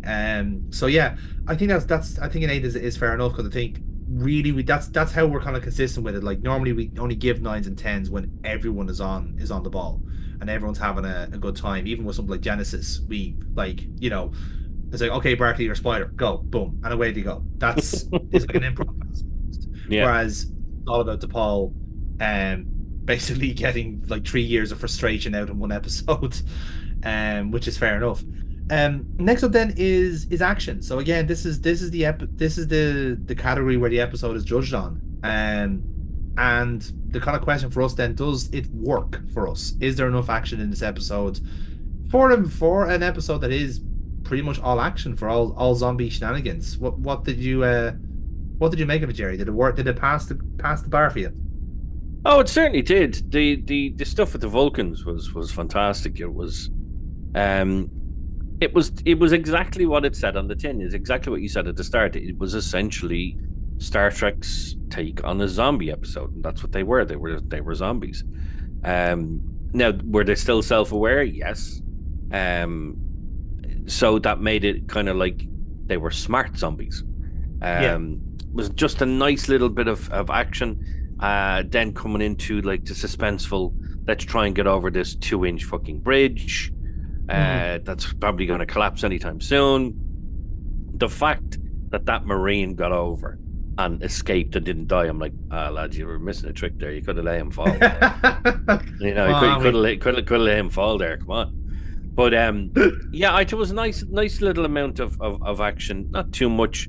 It wasn't heavy. It wasn't light. It was nice. So, but the thing is, it's still only a couple of shots off at zombie Vulcans. So I'd go maybe a 7. Yeah, I think 7 is a fair score because I said, like, we always have to recalibrate the show to what we're looking at. So like with Enterprise, we're expecting a little bit of a step up in production and in performances, let's say, for some like physical stuff like that. Especially when you are like we know in the original series that some of the fight scenes are a bit shit because they are shit. That's just the way they are. But we'll still judge them for what they are. And again, we always kind of redefine this category depending on what we're looking at. So even if for an episode we know going in is not going to be action oriented, how does it pace well? Is the argument is the energy of the episode good? And what I will say is the episode grinds to a halt in the middle. That's the one thing, because it goes, oh shit, we have to explain the plot again, right? That's the problem. That's the one little bit of issue there, is that while there's zombie shenanigans happening on this side, there's mining happening on the other, and that's the kind of they don't quite get the balance right on that one, because essentially then you always have to cut back to the fun part. So the B story is taking you away from the fun, if you know what I mean. Yeah. What like naturally that kind of ratchets up the tension. Speaking of, I do think they get the tension okay. I didn't get any scares though. I didn't find it massively scary until that little nightmare thing that Paul had at the end, which I thought was quite well done. There was the nightmare thing. I like that exactly. It was very well done. There was only one ever so slight scare, and it wasn't even really a scare. It was when they encountered the very first Vulcan. They open the door and he tries to chop their head off with like an axe-like object. But even then, you're like, oh, something happened there. What happened there? Exactly. Yeah. Like the next episode we're doing on this run is almost like this type of episode done better, which we'll talk about at the end of the show. But yeah, I think 7 is a fair score. Next up then is the effects, and again, strong category for me. I feel like it's kind of the same as the effect as the setting, competent but unremarkable. It's what this is expected for an episode like this. You're expecting it to be well done, nothing missed, everything done well. And yeah, that's kind of it. Like, it is just everything's done well. Does it blow me away? I'd probably say no. Yep. But is it effective, and is it cheap and cheerful for what is essentially episode 5 in a very long season? Yes, it will do. Yeah. I think that was it. It will do. That's my kind of assessment in the effects. I will say though, again, because we kind of say this with the CGI, some of the CGI, especially I'm thinking more like the rocks kind of float around like mad. That looks a little bit uncanny now by our kind of like our eye now, because we're used to seeing like even something physical happening here, whereas that's relying mostly on CGI, and it just happens a lot. Some of the stuff happens too fast, and some of it's too slow in the background, that sort of stuff.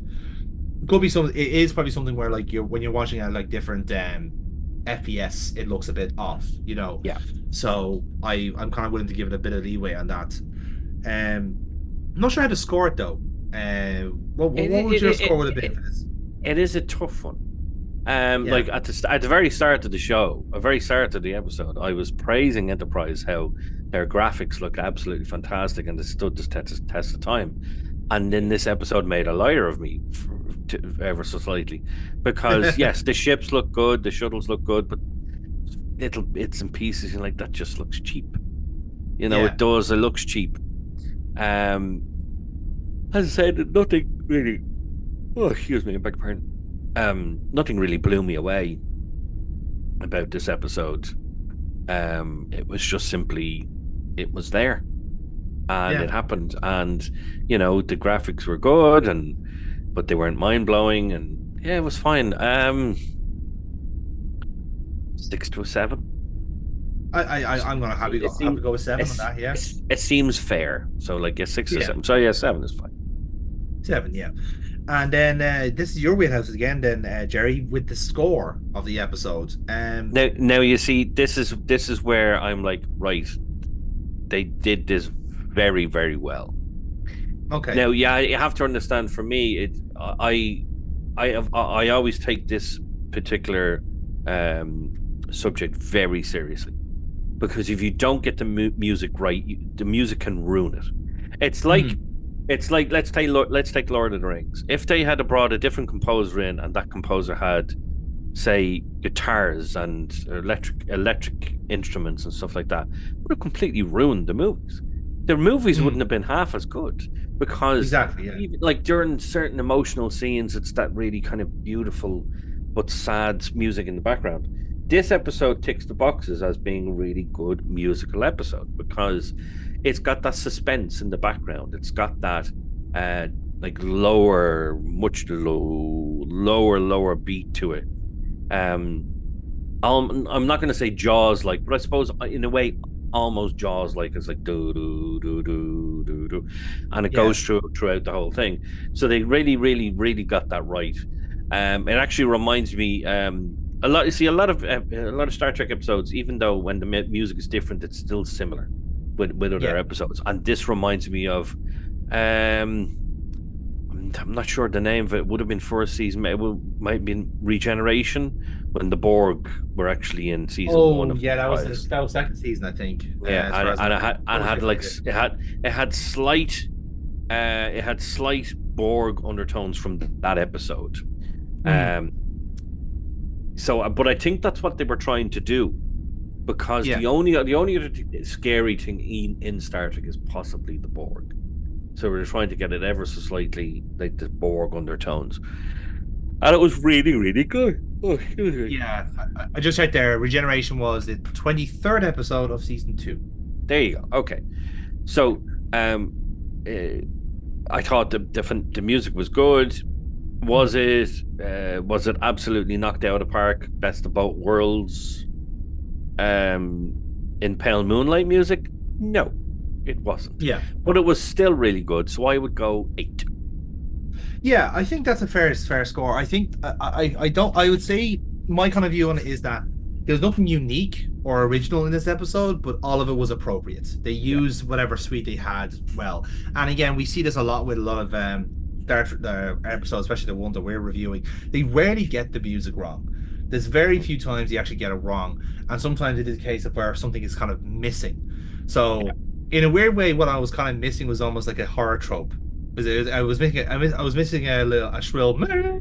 That's what I was probably missing in this episode. I get that. Again, I do. I also hate that stuff, so probably I'm not actually missing it. But for the sake of the cliche, with the zombie cliche, I kind of wanted that sort of stuff, Yeah, but but I think 8 is a fair score, because, as I said, it matches the scenes with the right tempo and the right absolutely right atmosphere. So I think that's fair. Next up then are the scenes. I'll be honest with you, I'm only judging this on one, and that's the end. That's the last 2 scenes of the episode, the nightmare scene, and then the one beforehand with the Archer's exchange with T'Pol. The rest of it kind of blends into one for me, which is a good thing, in fairness, because I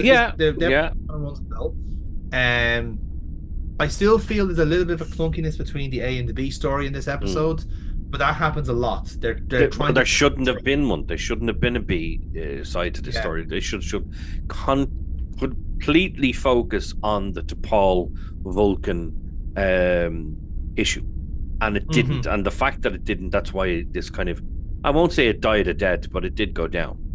But for me, okay, I agree with you in terms of that little kind of scary scene at the end, or the exchange with Archer at the end. But there is one more scene, ever so slightly, ever so short, but it's the scene between Archer and Paul when it really starts to affect her, Oh yeah. and the emotions go crazy. I thought that was fantastic, but I suppose we could judge all three scenes the same. Good, very good for this episode. Mind blowing, no.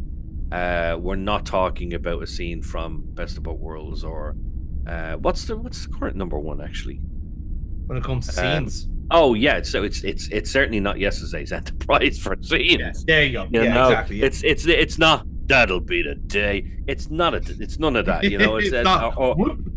or it's none of I can't live with it. It's not that, but there's still some really good scenes.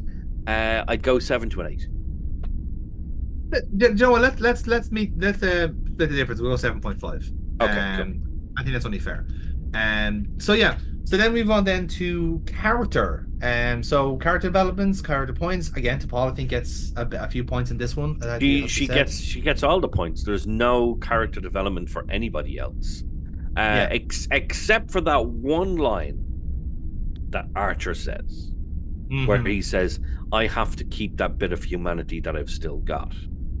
Yeah. Or keep what makes me human. Keep him because and I think that in itself is going to go into our last category, but we'll leave that. But this obviously, in terms of it's character, isn't it? Character. In terms of character, it's all about Jolene Blalock's T'Pol. She did fantastically well in this episode. The character, even that scene at the end where they're watching the movie. You know, and where she is, you can tell that she's not the same to Paul. She is ever so slightly different. And even Trip's reaction, he just went, "Did you?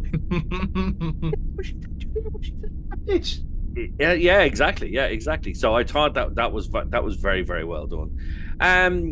What would I go? I probably go 7 to an 8 again. That's kind of where I'm kind of leaning with this episode anyway.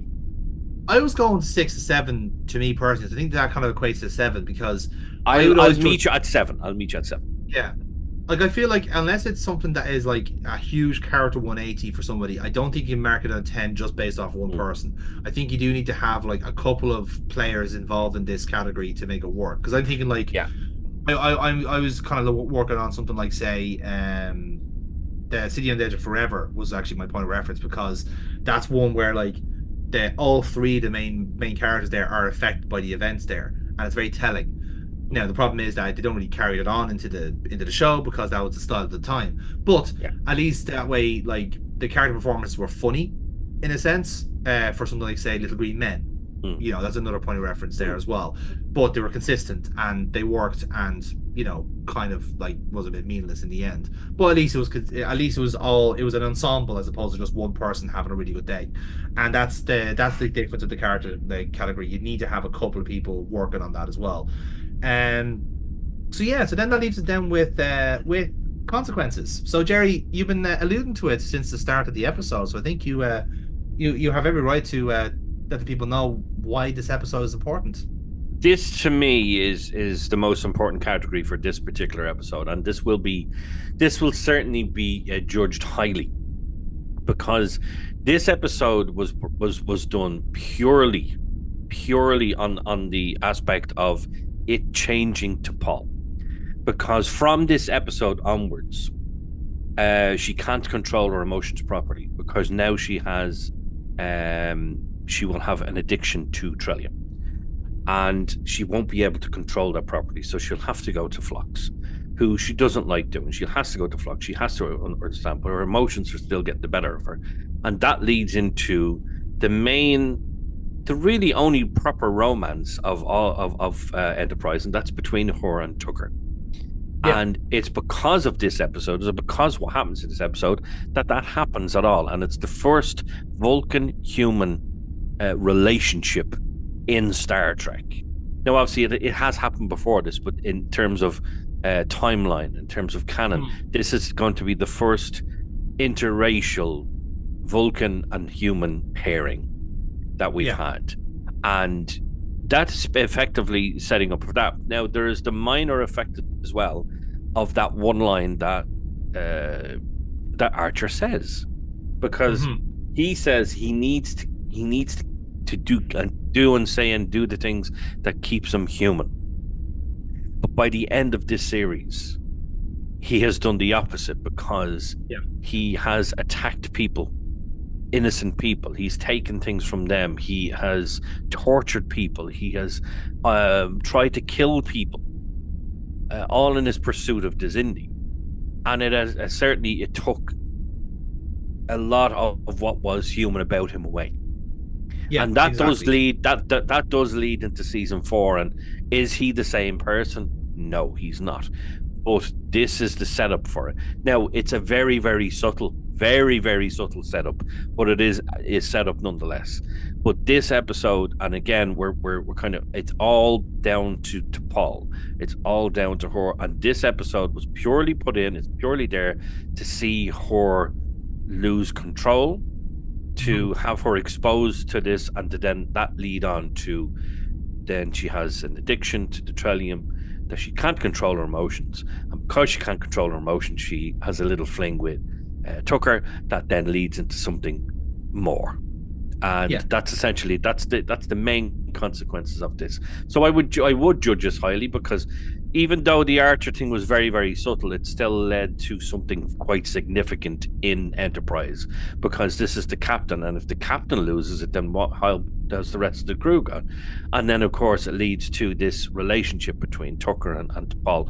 So I would go Hmm. an 8 to a 9 on this, because it's fairly substantial consequences.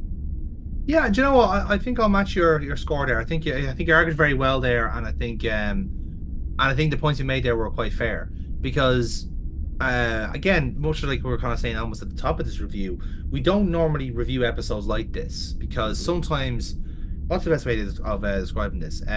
Season 1, Next Generation, right? We have an episode where Wesley is going for his Starfleet exam, but the B story in it is Commander Remick coming on and interrogating the crew, and it ends up being about Picard.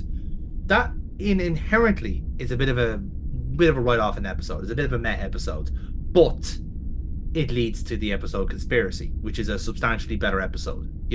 So in a weird way, these are the type of episodes we don't get to watch as part of this show, where it's setting up, it's planting seeds, it's pushing a snowball down a hill, it's building up storylines here, and this is one of those ones where as you said, you've now got the ball in motion about the Paul's storyline for the season, and you've also got this stuff about Trellium. You've got Archer's challenge, I suppose, with his humanity. Because bear in mind as well, every kind of moral dilemma Captain Archer is facing here is the first of its kind in Star Trek timelines. Yes, Yeah. I suppose like there'll be some level of like kind of like astronauts and cosmonauts who have had similar situations over the years before Archer, but in terms of actually facing a Earth conflict with another human race, he's the one that's trying to keep a moral code.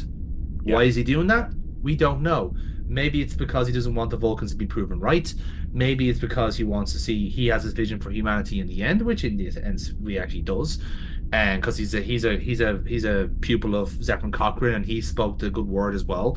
So you have this sort of stuff as well. So in a weird way, it's interesting that he's kind of like thrown these few little bits and bobs in there. And again, if we were to watch more of season 3 of the series, a lot of those little lines, a lot of those little moments are thrown in every now and then as little character moments, and it's a great bit of continuity. It really makes it makes the season flow really well, because there's a bit of a continuous like backbone to it. There's a continuous structure. In the same way, like if we had took a random episode from the Dominion arc, the episode itself might be a bit meh. Like this is the score of this episode is not gonna fucking pull up trees. But what it does do is set up something bigger down the line.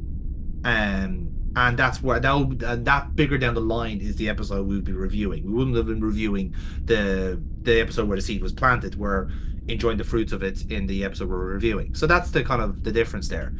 Um so with that episode with that score then of 8.5, we have our final score, Jerry, and you'll be shocked to hear it's not reaching the top 10. Remarkably enough, it's not even reaching the top 20, and it just about reaches the top 30. It is now 30th on our list with a score of 70 out of 100. I'm actually Which is, surprised it got 70, to be honest. yeah, there you go. Like it is a neat 70. Again, the few categories at the end kind of like, solve it or save it in a sense. But look, that's what happens. This is the way the show works sometimes, and we just get an episode like this every now and then. But you're gonna see all the scores come up on screen now. So Impulse will slot in right there on 30th out of the 33 we have. So there's still 3 worse episodes than Impulse, if you like, which would be the Enterprise incident from original series, the Arsenal of Freedom from Start Next Generation, and the Voyager Conspiracy is still bringing up the rear all this time from Star Trek Voyager. So hard luck, Janeway, but you still have the wooden spoon here at the moment. I'm sure she'll be happy with that, no doubt. You can tell. She won't be when I tell her in August. I was about to say, yeah. Maybe don't mention the show you're doing this with, because then I'll be getting a knock on the door from a very angry captain. So where does that leave our top 10, in case you were wondering? So our top 10 still stands at the moment with joint ninth being The Visitor from Deep Space Nine and No Small Parts, the Lower Deck season 1 finale at 83.5. Emissary, the pilot, as it were, of Deep Space Nine's finish is currently 8th with 84. Then we have a double header of Voyager episode, The Thaw, in 7th, half a point ahead of Emissary, and another half point ahead is the Year of Hell double header, also from Voyager. Our top 5 is still untouched. It is Amok Time from the original series at 88 out of a possible 100. Then we have The Best of Both Worlds from Next Generation, 90.5. Then holding the second place at the moment is In the Pale Moonlight from Deep Space Nine and A Quality of Mercy from Strange New Worlds, both 91. And currently still in the lead is Yesterday's Enterprise with 95.5 out of a maximum of 100. So still the yardstick to beat at the moment. And I'm sure at some stage we will be challenging that down the line. But for now, Jerry, our zombie episode did not capture our attention as it was hoping to. It was still a fun watch nonetheless. I think that's it certainly was a fun watch, but as you say, nothing to write home about. Yeah, I think that's a fair way of doing it, because it's very, very rarely sometimes it is. It's the type of episode that has to really like wow us in order to get any plaudits in a sense. But look, we're here now, and we've reviewed the episode, and we move on then to our next I suppose dark entry of this arc. So again, you probably guys know the kind of the pattern that we do on this show in terms of like how we kind of pick these episodes out. We'd like to get a nice little smorgasbord of Star Trek on this. So we've done Next Generation already, we've done Voyager, now Enterprise. Now we're going to Deep Space Nine. And much like the Next Generation, we're spoiled for choice when it comes to dark episodes, because there are a lot. Deep Space Nine in particular comes across some quite macabre and morbid themes. But we're sticking very much to horror on this one. I'm not sure what category we put this in. Kind of a manhunt kind of horror in a sense, like kind of a Terminator situation. Like you're hunted, there's an apex predator on the loose type of thing. Like I'm kind of wondering what kind of box we put this episode in. I like that. I like the predator vibe. Absolutely, yeah. So. Yeah, I think that's a fair way. Like there's a killer on the loose type of thing. So I'm of course talking about the episode Empok Nor from Deep Space Nine, because again we've had a bit of Garrick on this show. It's a small little garnish of Garrick. Now we're going for an episode that is maximum Garrick, wild eyes and dubious morality included. Which we've been looking forward to on the show, it has to be said. We've been contriving reasons to come back to him and to Deep Space Nine overall. But this one I'm really looking forward to. I think this is going to be a really fun watch for us. Because obviously you are lobbying for Deep Space Nine at all times, which you're right to do so.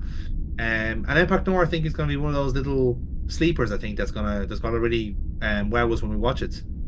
So we shall wait to see. For me, obviously, I'm a big Deep Space Nine fan. It is my favorite show. Mm. But when it comes to it, this isn't only a Deep Space Nine episode. This isn't only the closest thing you've got to horror in Deep Space Nine, and this isn't only a part of our arc. This is a Chief O'Brien episode. On the fucking lads. Yes. This Yes, is a I'm Chief glad you O'Brien mentioned it. episode because the poor man tends to get the shit kicked out of him more times than not. Mm-hmm.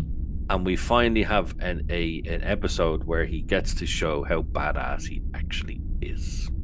Because we get told how much of a badass he is, didn't we? Like he did fight the Cardassian War. He did have previous histories before he got to Deep Space Nine and the Next Generation. But now we actually get to see it in person. We actually get to see him be a soldier, and that's really exciting. Yes. And we'll be wearing our tricolors as is standard routine when O'Brien's on screen, and we will be quoting every Roddy Doyle movie he starred in again as per standard routine, and yeah, you're just gonna have to learn to live with it. Sorry about you, lads. That's what happens when you tune into an Irish Star Trek podcast. Tough tits, like that's just the way we are.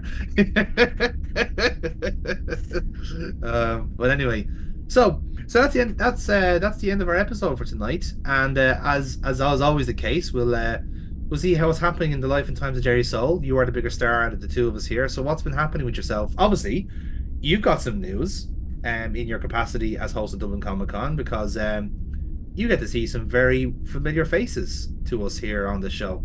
Yes, it is an absolute pleasure for me to say that come August, which is the end of August 2024, Dublin Comic Con is summer edition. I have the distinct pleasure of finally interviewing a captain from Star Trek, but not just any captain. What some would consider to be the captain, and that is Captain Janeway herself, Kate Mulgrew. She's going to be in Dublin for Dublin Comic Con, and I get to be the lucky so-and-so who gets to be on stage and interview her, which is absolutely fantastic. But not only that, she's going to bring an old friend along with her as well, because she's bringing Robert Picardo with her as well, the Doctor from Voyager, and I'm going to be interviewing him as well. So that has been confirmed. I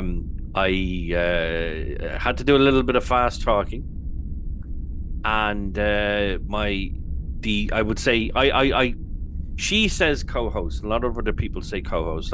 She is not my co-host. She is the senior, we'll say interviewer or host, senior host of Dublin Comic Con. I am very much the junior. But I've been very lucky to be chosen to do this.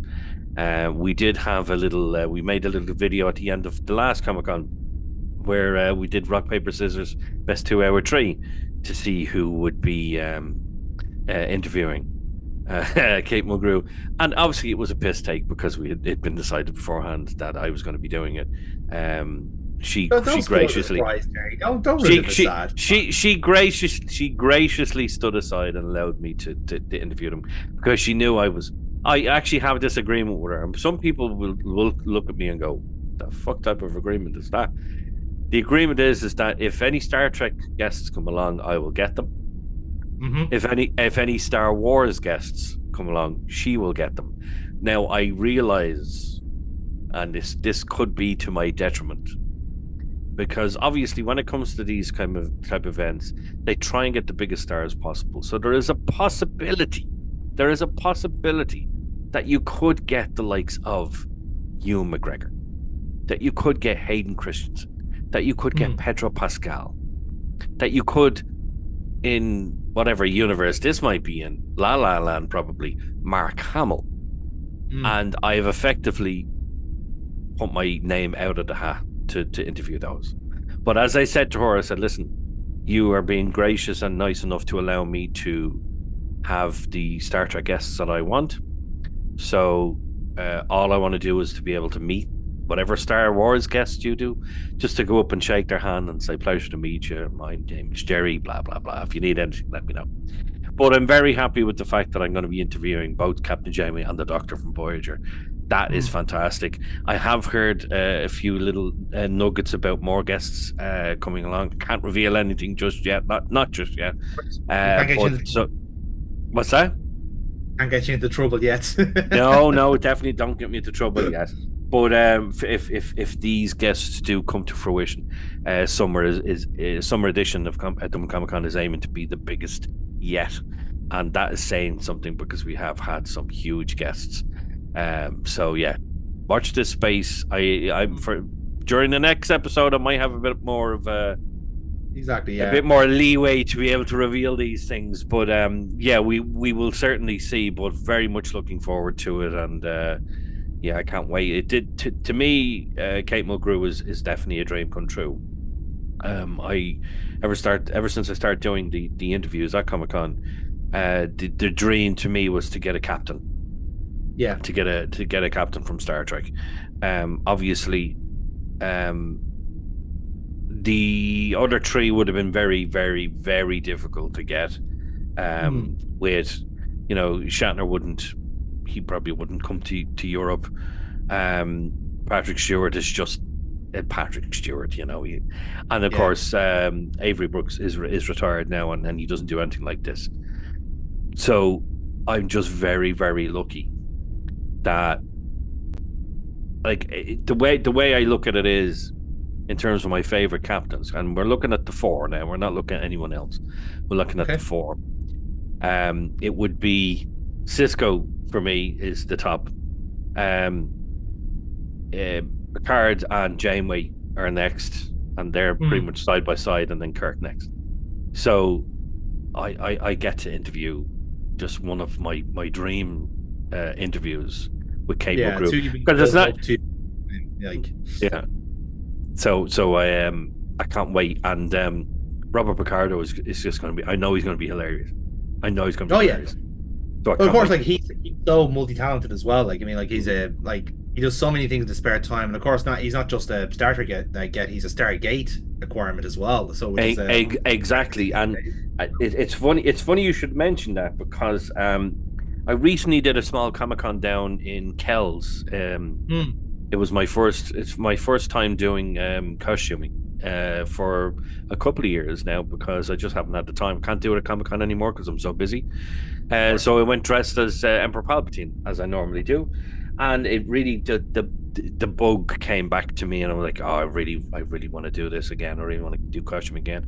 So I finally ordered another costume. I do have one that is not in any way ready. I got a Baylan Skoll Star Wars costume there recently. A lot of work has to go into it though, so and I still have to get the lightsaber and stuff like that, so that's fine. But I finally ordered a new one, and I have, I think, around about 80% of it from one order, which was fantastic. So we ordered the boots, I ordered the trousers, I ordered the holster, I ordered the green flat cap, and I ordered the tack vest as well. So I will be a member of SG1 in the next few weeks. Very good. So I just need to. The only thing I need to buy now is the jacket, and the P90. That's all I need now. Is the P90. So I'm looking at airsoft places for that now. So, yeah, really excited to do a new costume, and it's only you reminding me there. I was like, oh my god, he was in Stargate as well. I was like, ooh, yeah, maybe I will dress up for Comic-Con with Robert Picardo. We will see. Yeah, if you could, exactly. Just throw them off for a loop, thinking like, oh, I'm just going to do all the Star Trek and just reveal yourselves. Like, haha, surprise. Yeah. And then, like, watch everyone else be confused as why is this man wearing a butter suit for this interview? It's like, it's kids these days don't know their sci-fi. And we all just, like, roll our eyes at them. Like, oh, yeah. You know, it'd be certainly interesting, because like I always find the audience for like Dublin Comic Con interesting enough. Like we do obviously have the fine people at SS Cullen who do great work and are a great community in of themselves. But like for someone like Kate Mulgrew, for example, you're going to have obviously that contingent is going to be quite big, but she has been in tons of other stuff as well. And I suppose recently, very much Orange is the New Black is how a lot of people know her from as well. So that in and of itself is going to be quite an interesting mixture there.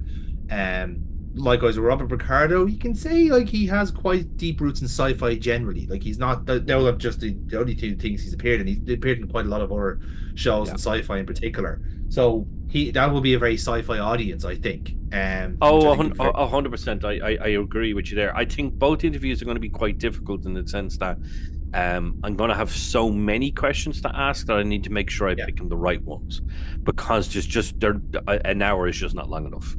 Yeah. It really isn't. It really is not long enough. So I'm going to be a little bit cheeky when I Mm, talk to them backstage and say, "Hey, what's the possibility of interviewing you for a podcast?" yeah. And just to see what they say.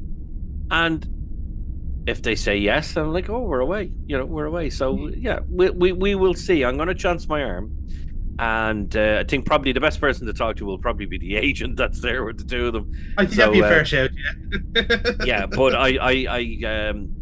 we've we've a great relationship with the agent stuff. Most of the stars that come over to Comic Con, and the fact that they actually work for multiple stars is a fantastic thing. So yes, we will watch this space. Fingers crossed. We never know. We will see. It would be fantastic, especially if I do a good job. Because with a couple of the stars that I've interviewed so far, they were like, that was really really good. I'm like, I any criticism? No, it was really good. Keep doing it like that because it just seems more real. I'm like, right, Yeah. okay. Well, that's. I'm happy. I would take the criticism if there was criticism coming in.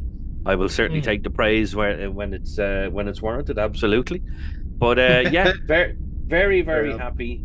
Can't wait till August now. It's going to be very very exciting.